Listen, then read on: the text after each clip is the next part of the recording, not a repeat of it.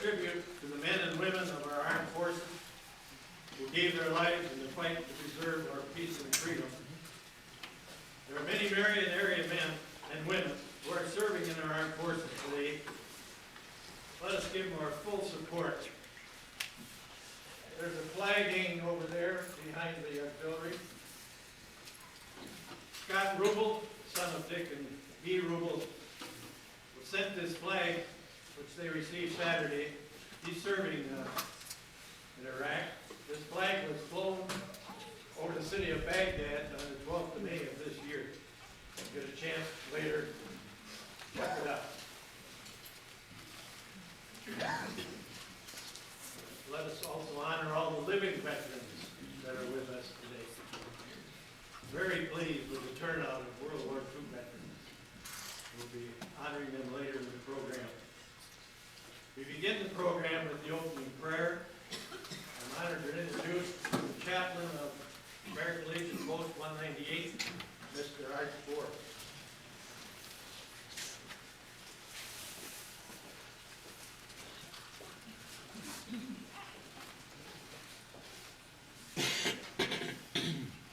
Almighty and eternal God, please grant that we shall appreciate and treasure the freedom that is our gift and our heritage, and that we never forget the great price at which it was purchased for us all. We remember this day before you, all who served in the armed forces of our nation. Protect and defend them in the day of battle, and in the time of peace, grant that they may serve with honor and dignity, both to your great glory and to the credit of this nation. We ask also that you will watch over the veterans of this land, inspiring them to serve you in this country in ever new and creative ways. Comfort our ill and wounded comrades who languish in hospitals or homes. Lighten their burdens, relieve their suffering and pain, restore to them the blessings of health. We pray also for all those who have given their lives in the service of our country. Shall we take a moment of silence, please?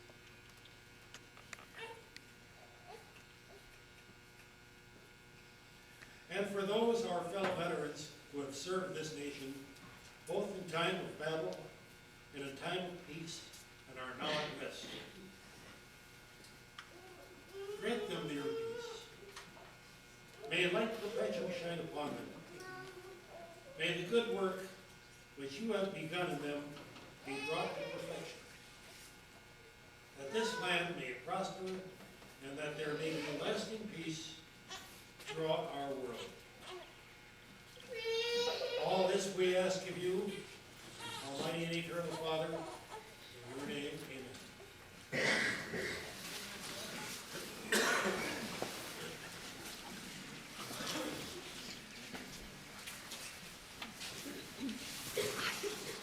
Thank you, Art. Next, it's my privilege to introduce our speaker for today, pastor of the First United Methodist Church of Marion, Reverend Skip Robertson.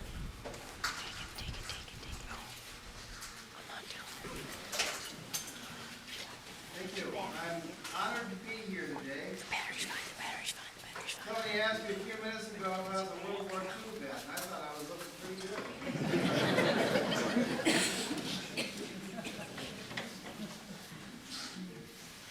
No pleasure philosophy, no sensuality, no place nor power, no material success can for a moment give such inner satisfaction as the sense of living for good purposes, for maintenance of integrity, for the preservation of self-approval. That's a quote from a man named Minot Simons, a Frenchman. Today is one of the very few days each year in which we turn our attention to our country. This is a day that we think about our country's flag, about its honor, about the men and women who have lived and far too often died to protect that same honor. And that quote I just read to you speaks to that duty, that obligation, that sense of doing the right thing. Today on Memorial Day, we honor the dead. Not just military dead, of course, but all dead. But we especially remember the military dead because there's no single group of people that deserves our thanks better than them. They lived and in far too many cases died, as the words of the quotation said, for good purposes, for maintenance of integrity. In a few days, on June the 6th, it'll be 60 years since the invasion of Normandy, D-Day. According to the latest numbers, veterans are dying at the rate of about 1,800 a day, and about 1,100 of those are World War II veterans. On June 6th, and in the days immediately following the Normandy invasion, tens of thousands of men died in the fighting. The numbers of those casualties are dwarfed in a month today by the numbers of men dying from a well-deserved old age. But these men gave us, all of us, a precious gift. They gave us the gift of freedom. They taught us lessons of heroism and tenacity that seem unmatched as we watch the evening news and read about Iraq. And yet, I submit to you that these deeds are matched daily. Because one of the sober truths of war is the day-to-day reality. We can read in history about World War I, about the trenches and the mustard gas. We can read how soldiers waited between battles and suffered not only the gas, but the cold or the heat. World War II came along, and our men were scattered all over the world, and they suffered, in some places, intense heat and humidity, in others, freezing cold. They endured all manner of sicknesses and diseases they'd never heard of. And then Korea. Korea remembered for human wave attacks, intense cold winters, hot, humid summers. Vietnam, a hot, humid jungle that ate a man's spirit as fast as it rotted his boots.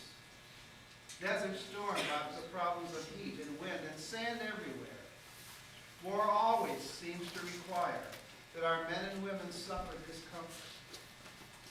If we were to study war academically in our country or anywhere in the world, we would read and reread a long litany of complaints, and we would learn of sacrifice, and we would learn of love.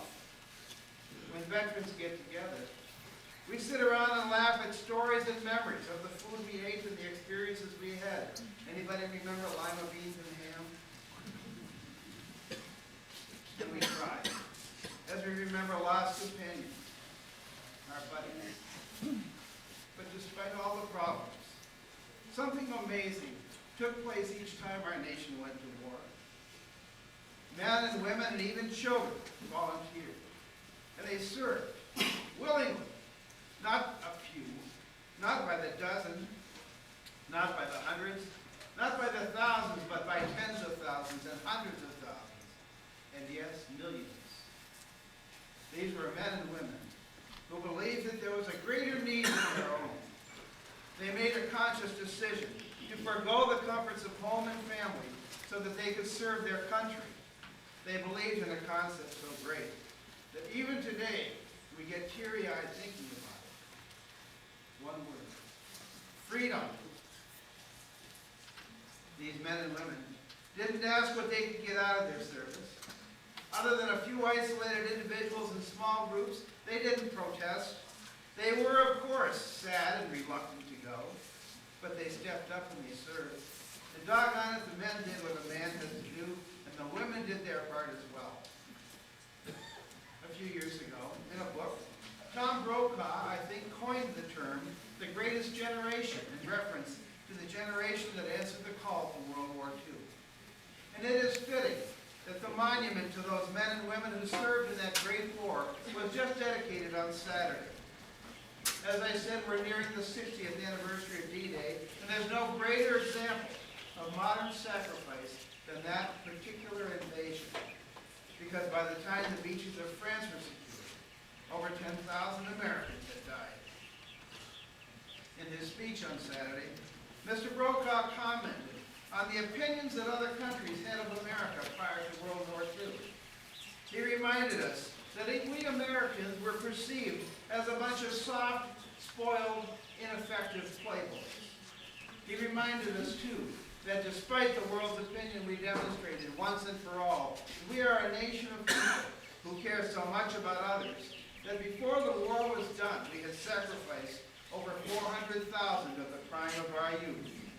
And the day after the war ended, we were in our enemies' houses, not ransacking, not looting, but rebuilding, healing, caring, feeding, bringing water. Those words I read at the beginning of this speech tell us that nothing material can give as much inner satisfaction as can the sense of living for a good purpose, for the maintenance of integrity, for the preservation of self-approval. My friends, we're Americans. And as a country, we live by these principles. And we will prosper as long as we are true to them. Americans make mistakes, but we're big enough to admit it.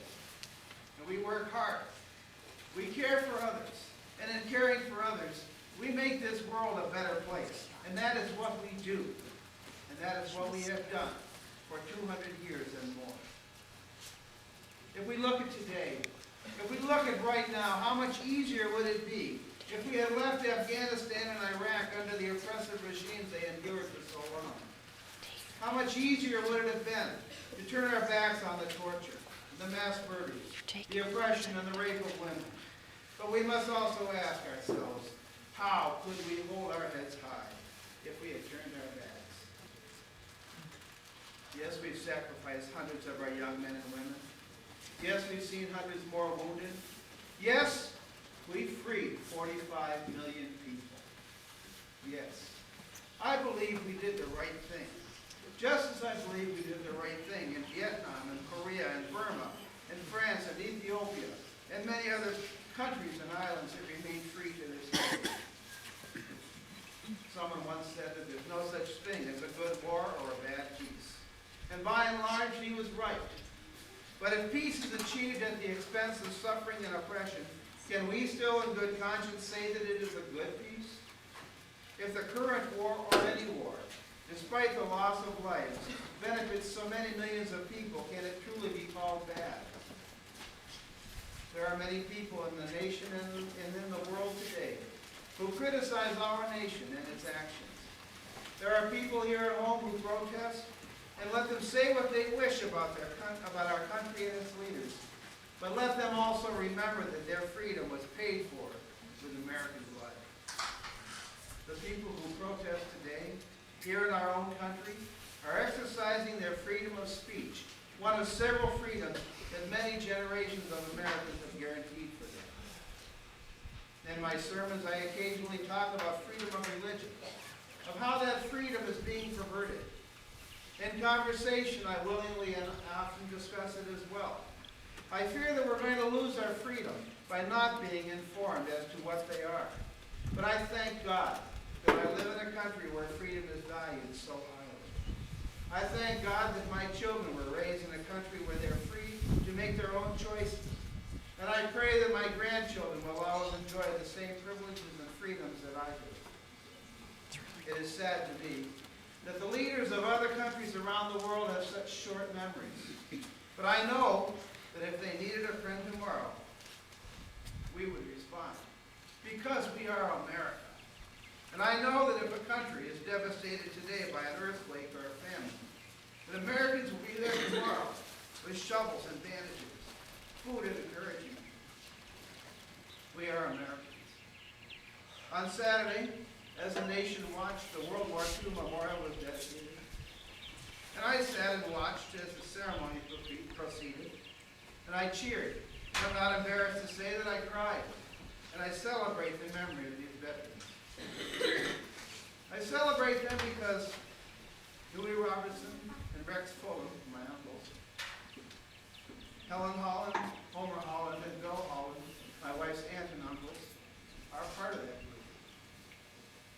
I celebrate these veterans because Louis Reed, my mother's first husband, my sister's father, lays at rest in France. But more than anything else, I celebrate the veterans who are still living, still with us. I'm a veteran. I know your story will never be fully told. Veterans, men and women who served, are generally reluctant to tell their tales, except to other veterans who understand. And I stand here today, and I say to you all, thank you. God bless you. God bless America. Such a nice turnout.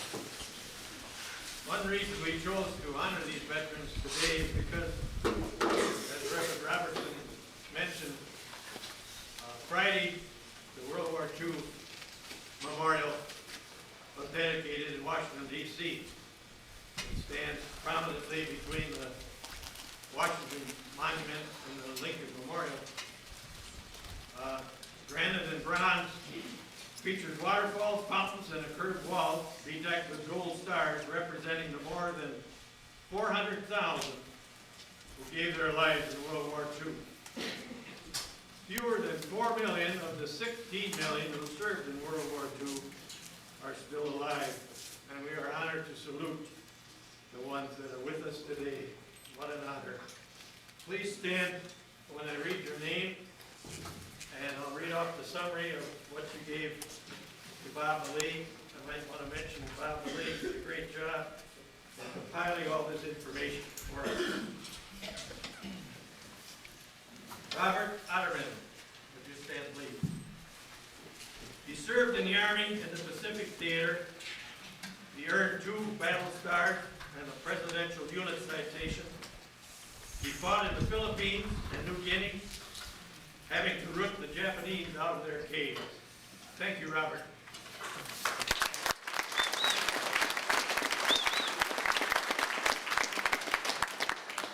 Elmer Arndt. Elmer served in the Army and the European Theater. He earned a Purple Heart, spending 4 months in the hospital. He was stationed in Iceland before the Japanese bombed Pearl Harbor and before war was declared. It was feared that Hitler might set up submarine bases in Iceland. At night he could see the explosions from German U-boats attacking and sinking ships in convoys going to Russia and England. He spent 4 years overseas. Thank you, Elmer.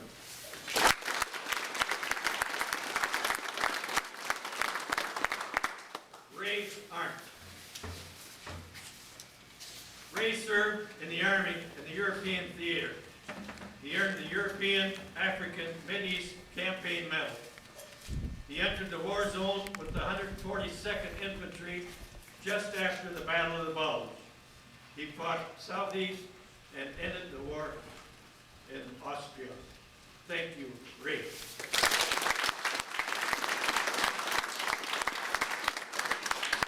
Art Bohr. Art served in the Army Air Corps in the Pacific Theater. He earned the Asiatic Pacific Campaign Medal and his flight wings. He flew on B-24 bombers against Japan as a radio operator and gunner. Thank you, Art.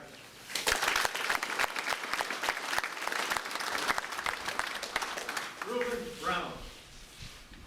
Reuben served in the Army and the European Theater. He earned the European, African, Mideast Campaign Medal. He was a medic and served with the field hospital, tending to the wounds of American war casualties. Thank you, Reuben.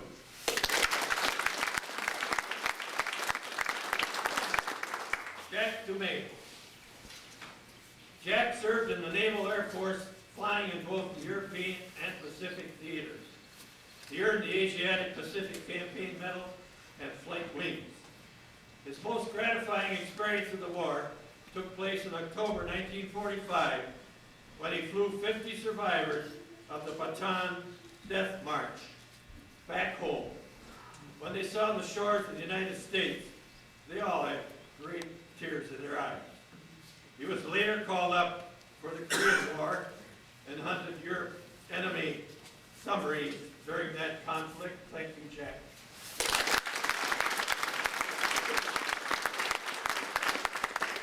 Cy Greenstern.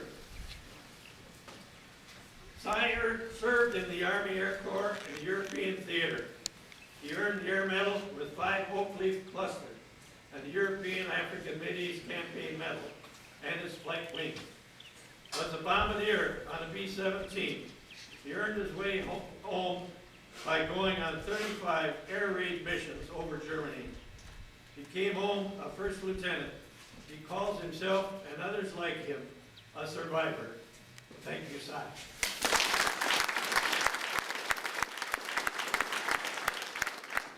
Ken Helpop. Ken served in the Army in the European theater. He earned the European African Mideast Campaign Medal.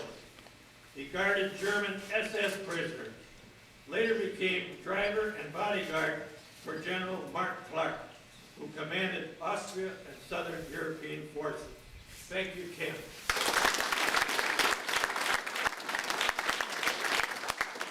Harlan Krieger. Harlan served in the Marine Corps at Guadalcanal Marine Corps Base. Began as a member of the 105th Artillery Company. Later became part of an infantry company where he was the squad's BAR, that's Browning Automatic Rifle gunner. Thank you, Harlan.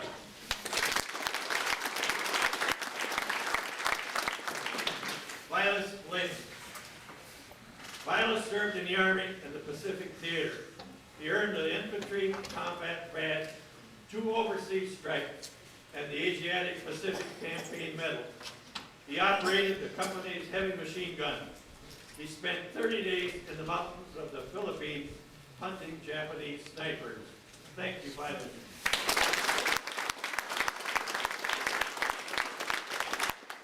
Ned Deering. Ned served in the Army Air Corps and the Pacific Theater. He earned the Asiatic Pacific Campaign Medal, the Service Medal with 2 battle stars, and the Philippine Liberation Medal. Ned was in Tokyo, Japan, setting up a communications center before Japan signed the surrender papers on the USS Missouri, ending the war. Thank you, Ned.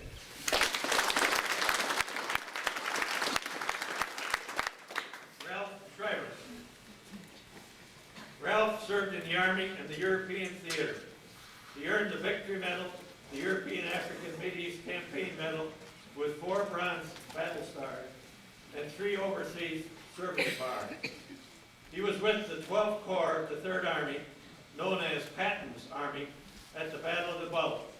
He personally met General Patton in an odd way. It seems Patton's driver ran his vehicle off the road, and General Patton came over to ask if Ralph was hurt. Ralph says he made sure to salute old blood and guts Patton.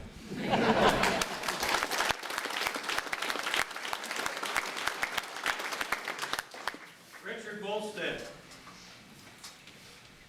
Dick served in the Navy on the naval tanker, the USS Monongahela. Various citations were awarded to the ship. As the ad says, join the Navy and see the world, and Richard saw it. He sailed out of Norfolk, Virginia, then to Germany, on to Bahrain, then the Persian Gulf, over to Tokyo, Japan, and finally back to San Francisco. Thank you, Richard.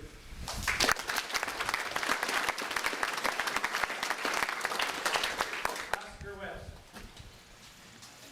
Oscar served with the Army Air Corps and the European Theater. He earned the European African Mideast Campaign Medal. He was with the 1st B-24 Heavy Bomber Group on the European continent during the war, flying out of Italy for 18 months. Thank you, Oscar.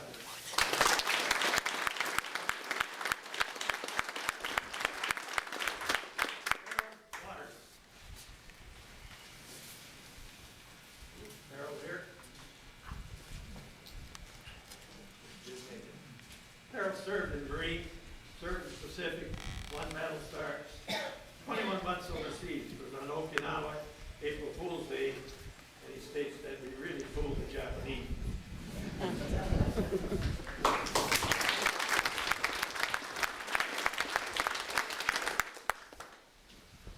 There are some other World War II veterans who couldn't be here today, but gave us information. Ernst Krieger served in the Army and the European Theater, earned 4 battle stars and the Bronze Star. Ernst landed at Normandy on D-Day, the was in the Battle of the Bulge and was with one of the first units to cross into Germany. Thank you, Ernst.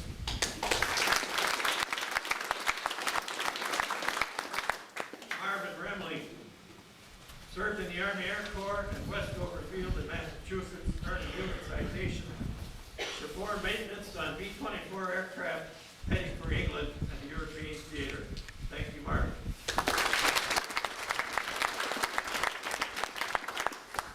Jack Melke, the only information he gave us is he served as a gunner's mate in the Navy. Thank you, Jack.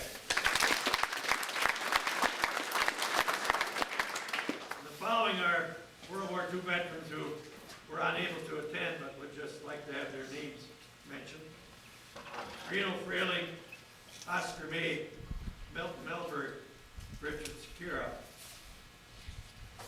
Again, I'd like to thank Legionnaire Bob Malik for compiling all this information. He made phone calls to all these people. Thank you, Bob. And Bob also made the following comment. These World War II veterans are proud to have served their country and to let everyone know that they were good boys, well, away from home. As they all want the good conduct medal.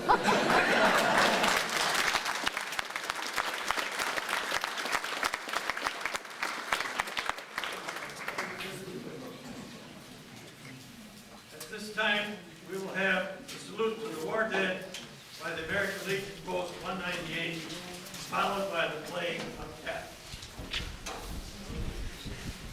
Turn this off.